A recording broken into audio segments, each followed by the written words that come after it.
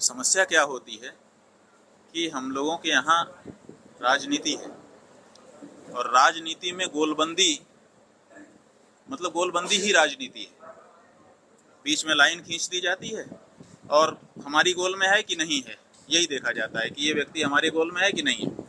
हमारी गोल में है तो बिल्कुल अच्छा है, चाहे कैसा भी हो, और अगर हमारी गोल में नहीं है तो बहुत खराब है, चाहे कैसा भी हो। ये एक व्यवहार का तरीका हम लोगों ने बना रखा है। तो ऐसी परिस्थिति में जब देश में गोलबंदी ही राजनीति के रूप में ख्यात हो गई हो, राजनीति शब्द जो है वो बहुत ऊंचा है। हमारे यहाँ नीति शब्द बहुत ऊंचा है, धर्म के समान है, और राजनीति माने राजा के द्वारा पालन की जाने वाली नीति। तो अगर जो राजनीति शब्द हमारा है, जो उसको महाभारत में प्रयोग किया गया है, जिसको रामायण में प्रयोग किया गया है, अगर वो राजनीति का शब्द हो तो अलग बात। आजकल तो वो राजनीति है नहीं, आज तो गोलबंदी है, ध्रुवीकरण जिसको कहते हैं। तो ये जो गोलबंदी वाली राजनीति है, इसमें आप एक शब्द लेकर आते हैं कि हिंदू राष्ट्र। तो हिंदू राष्ट्र का मतलब है हिंदुओं की गोलबंदी। अब हिंदू हिंदू के नाम पे गोलबंदी होगी, और गोलबंदी होगी तो स्वाभाविक है कि जो हिंदू नहीं होगा उसके साथ परायेपन का व्यवहार हो जाएगा। समझ रहे हैं कि नहीं? तो हम इस विचार को जब करते हैं तो हमको रोमांच हो जाता है, सिहर उठता है मन, क्योंकि हम लोग इस तरह से व्यवहार नहीं करते।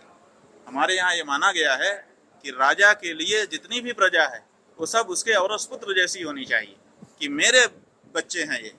और हमारे यहाँ के राजाओं ने इसी आदर्श का पालन किया है, सबको अपना बच्चा समझ करके सबके योगक्षेम का ख्याल किया है उन्होंने। सबका कल्याण कैसे हो, विश्व का कल्याण हो, हम लोग अभी भी नारा लगा रहे हैं। हमारे आचार्यों ने, हमारे राजाओं ने इस आदर्श को स्थापित किया है। तो जब गोलबंदी होगी तो ये नहीं हो सकेगा।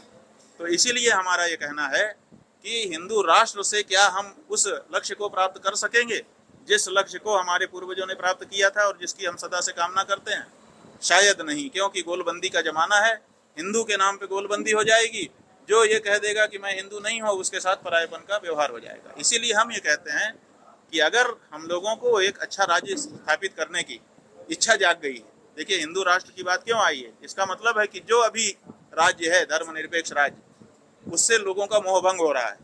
एक बात ये भी समझिए कि ये हिंदू राष्ट्र की बात जो बार बार आ रही है, इसका मतलब है कि कहीं ना कहीं लोगों का वर्तमान जो स्थापित व्यवस्था है धर्मनिरपेक्ष राष्ट्र की, इससे मोह भंग हो रहा है। और मोह भंग हो रहा है इसीलिए हिंदू राष्ट्र की मांग कुछ लोग अगर लेके आ रहे हैं तो ज्यादा लोग उस पर माने आकर्षित हो जा रहे हैं। तो आकर्षित होने का मतलब उनके मन में धर्मनिरपेक्ष राज्य के प्रति वितृष्णा हो रही है, इसीलिए ये बात आगे बढ़ रही है। अब ऐसी परिस्थिति में अगर हम हिंदू राष्ट्र की बात को मान लें तो कल को फिर वही गोलबंदी शुरू होगी। तो हम ये चाहते हैं कि अगर हम लोगों को अपना राज्य स्थापित करना ही है तो हम लोगों को राम राज्य की बात करनी चाहिए।